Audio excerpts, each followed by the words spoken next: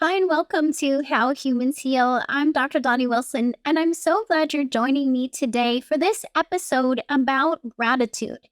I am a burnout expert and guide to help you to recover from stress while in the midst of stress. And that's one of the key differences about what I teach and what I help my patients to do when I help them to recover from whatever health issue they're experiencing is I'm really coming from the point of view that it's the various sources of stress we're exposed to, emotional, physical, toxins as stresses, infections, and injuries that cause the symptoms and health issues we experience.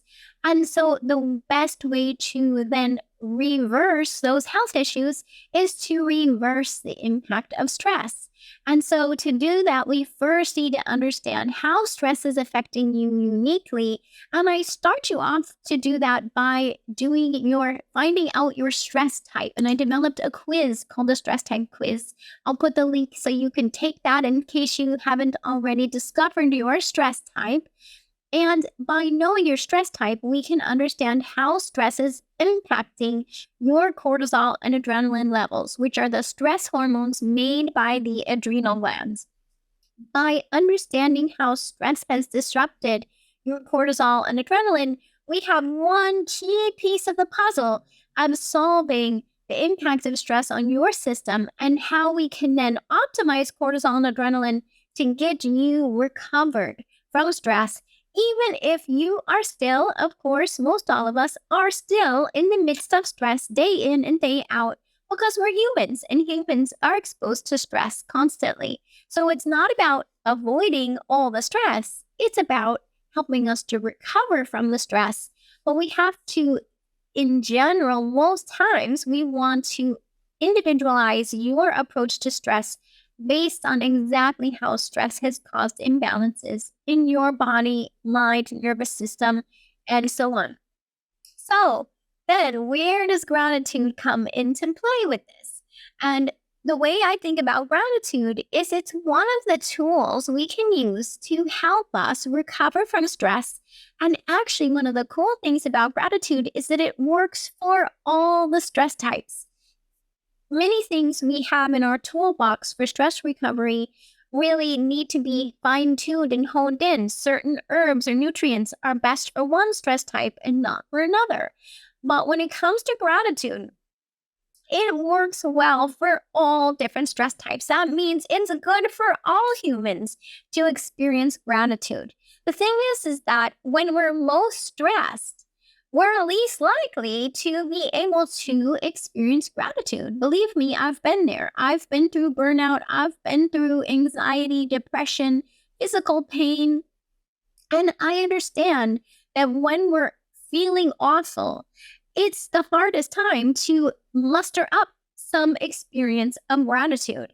And so I want to talk you through that today. How can you start to bring more experience of gratitude into your life, into your experience, and explain to you the science behind gratitude, why you would want to do that of all the possible treatments out there? Because believe me, I get it. When you're dealing with, for example, severe anxiety, pain, even autoimmunity, chronic infections like even HPV virus and risk of cancer, these things are looming and they're creating more stress. A lot of times our health issues create more stress, and it's hard to sort through that enough to say, what can I do to break this pattern and get out of this circling pattern of stress upon stress? And so that's what I want to help you to do. I want you to be able to get a big enough picture view to understand how do we start solving this? Because otherwise, if we're stuck in what the conventional medicine often creates, which is a cycle of fear and a focus on a diagnosis and a focus on things getting worse and not believing that things can get better, we're going to just spiral into the stress world more. You see what I mean? So to outsmart that and to reverse that, we have to be looking a different direction. We have to change our focus. We have to start realizing that it's possible for the human body to heal. It's possible to recover from stress, and we can intentionally start making choices down this other direction. This actually in the direction of recovery from stress and burnout, as well as recovery from many health issues that most times are thought irreversible, things like autoimmunity and even diabetes and fertility issues and you name it, people are told are irreversible and unpreventable. And that's not what I see in my patients because we're focused on a different path. It's a path of supporting ourselves through the stress, supporting ourselves through the stress recovery. I use an acronym that's CARE, CARE. And those of you who've been listening in, I'm first of all so grateful for you for being here and listening into these episodes. That's one of my ways to start to share that feeling of gratitude and experience of gratitude. CARE, CARE is C for clean eating, A for adequate sleep, R for recovery activities, E for exercise. And these are the foundational steps for healing, for going down this other path. And when you wake up each day, what are you focusing on? Instead of focusing on the fear and the negativity, we focus on care. How do we take better care of ourselves under stress? And it starts with how we're going to make diet changes, which you've heard other episodes from me about that. How do we get adequate sleep? How do we get recovery from stress within each and every day? And how do we start to get some exercise or movement into our daily routine? Okay, so in this episode, I'm especially focusing on the recovery activity called gratitude. And amazingly, there's quite a lot of research on it. I'll reference some studies in the episode notes. And I definitely reference some studies in the Master Your Stress, Reset Your Health book, which is my most recent book about stress, how to master your stress and recover from it to build resiliency. In this book, in the recovery section, there's all kinds of references about gratitude. And what happens, I'm going to summarize the science for you here, is that gratitude is really a healing medicine. It literally is a medicine that you can access within yourself without having to swallow a pill, without having to pay for anything. You can access it at any moment in time, 24 hours a day, and anywhere you're located. I mean, that's pretty amazing if you think about it. What kind of medicine is that accessible and that powerful that there's so many studies showing over and over again that it can help us not just in a mental, emotional, and I'm going to be talking about that in detail. It can help us on a mental, emotional level. It can also help us on a physical level. So gratitude is a powerful, powerful medicine. It's just that we have to first know that it's a medicine, and we have to know how to access it and how to fit it into our daily routine so that it becomes something that we do automatically. And the more we learn how to choose gratitude and practice gratitude, the more it's like building a muscle. You go to the gym, you do bicep curls, you're growing your biceps. You practice gratitude, you build your gratitude muscle, and your nervous system learns how to do it and how to access it more and more automatically.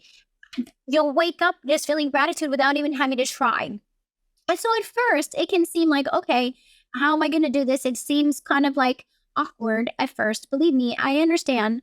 But amazingly, the more you just get yourself into that mode of thinking what you feel grateful for, the more it's going to benefit your health. Again, what they show is that it's helping, as most of the research is on anxiety and depression and improvement of mood. So that alone is good reason to practice gratitude, right? Especially if you're experiencing anxiety and or depression or any version of mental health issues, gratitude's been shown to help.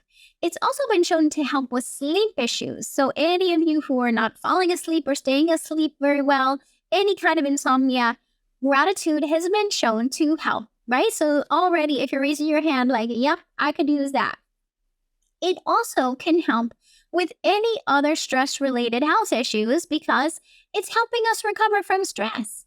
And stress is related to more than 90% of health issues. So if we do something that helps us recover from stress, it's going to help us reduce our health issues of all different types, from autoimmunity, digestive issues, skin issues, hormone imbalances, and chronic infections or cancer risk or dementia risk. You name it, it's going to help. So that's, again, powerful medicine if it can help in so many different ways. And it has been shown to help us reduce experience of stress. But not only that, it specifically helps to optimize cortisol levels. Remember how I mentioned that what happens when we're under stress exposure, which we all are, it throws off our cortisol. Our cortisol goes too high or too low. It's, in some people, it's both. I see patients where sometimes they have low cortisol sometimes in the day and high cortisol different times a day. So it could be a combination of stress types. Anyway, when you have imbalanced cortisol, that's what ends up causing the health issues. And we know that when people have optimal cortisol levels, they live longer because they have less health issues. So we all should be aiming for optimal cortisol levels. And gratitude is one of the tools we can use to get there. It has been shown to help optimize cortisol levels. Amazing, right? Again, you don't even have to take a pill. You can just practice gratitude and be on your way to solving this. It may not be the only thing you need, but it certainly is a tool that you should add to your toolbox and try to get into your daily self-care routine. How is gratitude working? This is kind of a cool, if you're one of those people who always ask, why does it help? How is it helping? What is it doing? Researchers have started to look at that. And they've actually been able to demonstrate that it has an impact on some of our neurochemicals, our neurotransmitters, the messengers in our nervous system, specifically dopamine. Dopamine, I think of it as our brain power. Dopamine gives us the ability to think and make decisions and enjoy. It's also connected with reward and pleasure. So we want to have adequate dopamine. We don't want too little, and we don't want too much. We want just the right amount of dopamine to be able to be enjoying our day and being productive, including being productive at our work or whatever we're doing it during the day. So we want adequate dopamine levels, and gratitude helps to stimulate dopamine levels. Now, it's always one of these things where, yes, there is such a thing as too much, but it's more likely for us to get too much dopamine by doing activities that are more overstimulating, like watching video games and staring at a phone device, or substances. Certain substances can raise our dopamine too high, or certain kind of like adrenaline stimulating activities can raise our dopamine. Sometimes just almost like going for junk food can raise our dopamine levels. So a lot of times you might find yourself seeking out an experience of dopamine in some of these other things we do that we know are not so healthy for us. When really, if we can teach ourselves to do gratitude instead, we can increase our dopamine without any negative consequences. So if you find yourself stress eating or going for certain activities, even addiction to sexual activities, I mean, of course, any of these things in moderation can be okay, right? There's a healthy amount of activities that are going to be healthy for us humans. Even like, for example, I love dancing. Dancing also increases dopamine, but it's a good thing. It's an exercise activity, right? So you want to choose the things that are going to help and not overdo the things that work against you. If we overeat, then that's going to work against us, right? We need just the right amount of food. We need just the right amount of physical activity, and we need just the right of gratitude, just the amount of gratitude. The issue is that we often forget about gratitude, especially when we don't feel good. And so this is a reminder to say, come back to gratitude. Don't forget about gratitude. It's a powerful, powerful tool. I'm really excited to open enrollment in my new 14-day detox program. It's based on my experience spending 16 days in the Amazon, and I realized I really want to be able to support all of you to safely and effectively detox from home. The 14-day detox includes a kit with protein powder, including antioxidants to support liver detoxification, as well as an anti-inflammatory diet plan, daily videos and tips from me, as well as my self-care notebook, and lots of encouragement to spend time in nature to reset your circadian rhythm. I want you to be able to detox your mind, body, and spirit so you can get back to balance and move forward in your life with resilience. I can't wait for you to join me in this transformational process. So, gratitude also increases serotonin, and it increases oxytocin. Oxytocin is what we usually think of as a bonding hormone or the love hormone. In fact, we know now that both men and women have oxytocin and benefit from oxytocin. I think about it as one of our anti-stress hormones. And what better if we already have plenty of stress hormones around like cortisol and adrenaline, but we're lacking in oxytocin. So how do we boost our oxytocin? Well, there's different ways we can. You can boost oxytocin by hugging someone you love. You can boost oxytocin by spending time with a pet. You can also boost oxytocin with dancing, as I mentioned before. And you can boost oxytocin by practicing gratitude. So how wonderful that we can, with practicing gratitude, boost our anti-stress hormone oxytocin, as well as endorphins in general. Endorphins are also anti-stress, anti-pain messengers in our bodies. And so they're beautiful things that get stimulated when we do amazing things like practicing gratitude. So this can be so simple and yet effective. And then you go, oh, well, no wonder it improves our mood and reduces our stress if we're doing something that encourages our anti-stress hormones. Now, another thing that I want to mention, because it brings us back to understanding the effects of stress and how we can counteract it. When we experience a stress response, right? So whether this stress response is because the alarm just went off, or some people it might be because, like, let's say you were in a medical procedure. I was talking to a patient who just had a baby and she was in the hospital. And sometimes in the labor process, it can be very stressful. Here you are having this precious newborn you're bringing into the world, and there's a lot of unknowns and unpredictability and worries. Okay, is the baby doing okay? What else do we need to do to deliver this baby safely? And so definitely it can trigger a stress response in the labor process. I don't know, some of you listening experienced that when you went through labor. Also, it could be other things. Maybe you're moving your home. It's a beautiful thing. You're moving to a new home, but that requires that you go through everything in your current home and go through all the tasks and process of packing your things and moving to a new location, all of the different paperwork, and get yourself there and now unpack. It's one of the most stressful things us humans do is move from one home to another. We're going to definitely trigger a stress response. Or my patients who are going through getting married, even if it's a small wedding and with family and friends, getting married can definitely trigger your stress response, whether you realize it or not. You might be like, hey, I feel fine. But actually on the inside, it's a stress response because any kind of change for humans, whether we're changing locations, maybe we're traveling to different places in the world, changing time zones. Maybe we're changing our home. Maybe we're changing our relationship. Maybe we're making a commitment to another human or breaking a commitment to another human. All of these things have the potential to trigger a stress response. And what does that mean? A stress response is when our brain picks up on stress and it sends a signal to our what's called autonomic nervous system.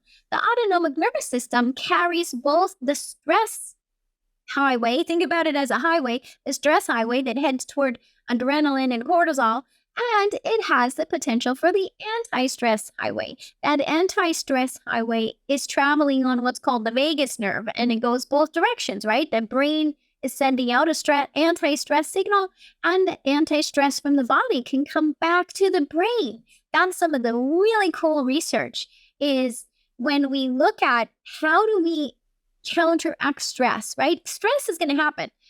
We don't really have to worry about making sure we're going to have a stress response. That's already happening, right? I think we all can agree. We've got that part down.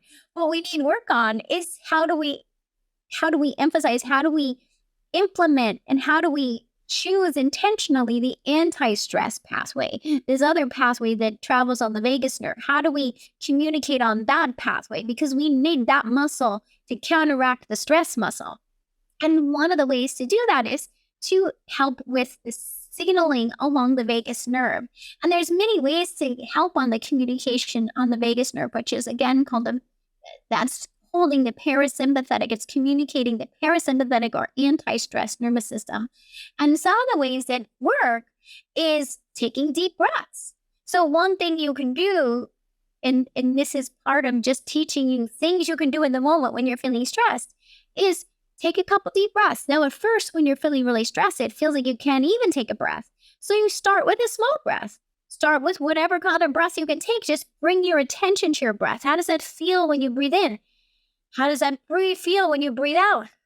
And as you bring your focus to your breath, you're teaching your brain that you get to choose. You're the one choosing what your brain's going to focus on. And you say, brain, I want to focus on my breath for a couple minutes. Let me just see what it feels like to inhale and feel air in my lungs, and exhale and feel air coming out of my lungs. Now you're telling your brain where you want to focus. That's the beginning of this. From there, you can decide, maybe you want to sing, maybe you want to hum, maybe you want to put on music that's calming. This intentionality behind using our voice and singing and exposing ourselves to music, also very healing to the vagus nerve. So then we can say, what if we now add to this experience of breath and focus on our heart? Now we're crossing into something called biofeedback. I'm trained in heart mass biofeedback, but this is used in many other forms of medicine, including meditation and other forms of mindfulness. We bring our focus to our heart. Why do we bring our focus to our heart? Well, the heart, lo and behold, makes the love hormone called oxytocin. I taught you about the anti-stress hormone. And when we bring our focus to our heart, we can then send more signals, anti-stress signals to our brain. So we're essentially, by bringing our focus to our heart and stimulating oxytocin, we're essentially turning off the stress signal. We're saying we don't want to be worrying about every last thing at this moment. We need a break. Let me turn on the anti-stress pathway. And I can do that by simply putting my hand on my heart. And then the next thing you can do is think about something you feel grateful for. That could be anything. This could be anything you feel grateful for. This could literally be being grateful for this video, or for this day, or for this moment in time, or the fact that you have this amazing body that you have been able to live your life in. This could be gratitude for your pet or a family member, a friend. It could be someone who's not even alive now. It could be someone who was part of your life in the past. It could be gratitude for the sun, the trees, anything. You start anywhere, essentially, with gratitude. You set aside your perfectionism and you get in touch with your intuition. What just comes to you when you think of what do you feel grateful for? Because you want it to be simple, quick, and easy. Whatever comes to your mind first. Think of, what do I feel gratitude for in this moment? And as you have that thought, amazingly, our thoughts, our body experiences as real. So as soon as we intentionally have a thought about something we feel grateful for, not only is that thought shifting all of the neurotransmitters we just talked about, but that thought is literally shifting the energy that's coming from your heart back up to your brain. Literally, if we talk about it in terms of quantum physics, we can even see the frequency and vibration shift when they're measuring in the EEG. They can measure brain waves, and they can actually see a change in the brain waves when a person is thinking about something they feel grateful for. And that gratitude starts in your heart, goes to your brain, and completely starts to shift the patterns in the brain amazingly, right? So this simple thing that we call gratitude, feeling thankful for something, can actually create shifts very quickly. And you don't even have to be practicing gratitude all day long. Even if you just simply start with a short list of what you feel grateful for, maybe when you wake up in the morning, or maybe if you feel overwhelmed in the day, or before you go to bed, or all of the above. These are ways that you can start to integrate gratitude into your life. Now, there's something called journaling about about gratitude. And I like to use my self-care notebook for this. I pull out their self-care notebook and I'll just write about what do I feel grateful for and just write it down wherever. I mean, it could whatever journal you have, but I love to use, I give my patients a self-care notebook for them to start to practice gratitude. And literally writing it down can actually help. So you can think it, you can have a thought about gratitude, and that's a powerful thought. And then when you write it down, it even gets more power toward the effectiveness of gratitude. You can also, speak it to the people in your life. Use this as an opportunity to express your gratitude. We used to always write thank you notes, right? But sometimes we're not writing thank you notes so much anymore. But maybe we need to bring back the thank you notes and the thank you text messages and the thank you emails. Anytime you feel grateful for someone in your life, I encourage you to just say that to them. Sometimes we feel like we have to give a gift and give money, which is beautiful too. But simply speaking or expressing your gratitude benefits you and the person you express gratitude toward, because now they are getting the experience of feeling that connection and appreciation. So you're actually feeling the gratitude yourself, you're getting the benefit, and then you're giving that benefit to others in your life, which is a beautiful thing. So expressing gratitude and finding more ways to do that and allowing it. I think sometimes we just weren't taught this. So we end up not knowing how to do it, right? We don't really know how to express gratitude well. And so it takes practice. We just have to learn how to feel it. What does that feel like to feel grateful? And what does that feel like? How do we express it to another person in a way that feels safe? And actually, when you express gratitude, it sends safety signals to your nervous system. So I encourage you to just give it a try. Actually, one of the things that has taught me the most about gratitude, and this is, I've learned about gratitude in many different ways. I think meditation is a beautiful way. I've definitely experienced beautiful levels of gratitude while in meditation. But the one that I was thinking of that I wanted to share is in psychedelic experiences. Some of you may know that I have traveled in different areas of the world to experience different psychedelic plant medicines because I'm constantly loving to travel and research other cultures and types of medicine. And in the use of psychedelic medicines, such as ayahuasca and psilocybin, one of the main benefits I have experienced is an immense sense of gratitude.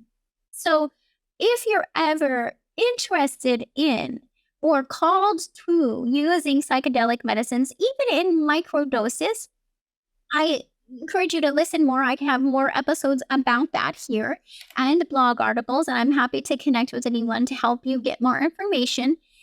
Psychedelic medicines work on our nervous system also as anti-stress medicines to help us reset the stress response and recover from stress and trauma. And one of the ways they do that is by increasing our sense of gratitude. So there's been times when I've been in a psychedelic retreat or ceremony and had experiences of being filled with a sense of gratitude, literally tears pouring out of my eyes, feeling like my heart is so open and warm, and literally feeling more gratitude for the people in my life and the patients I've been able to help and the patients that have taught me so much about all of this. I wouldn't have all of this knowledge or experience without the people who've come and trusted me to help them with their health. And so I feel such a huge amount of gratitude for all of you who are listening in, who are joining me here, who are reading my book and practicing these things that I'm teaching and benefiting from it, because that's what I love to do. I love to be able to provide this information so people can benefit. And when people do get to benefit from it, I feel a huge amount of gratitude for that connection that we have and that inspiration for healing and empowerment that healing is possible.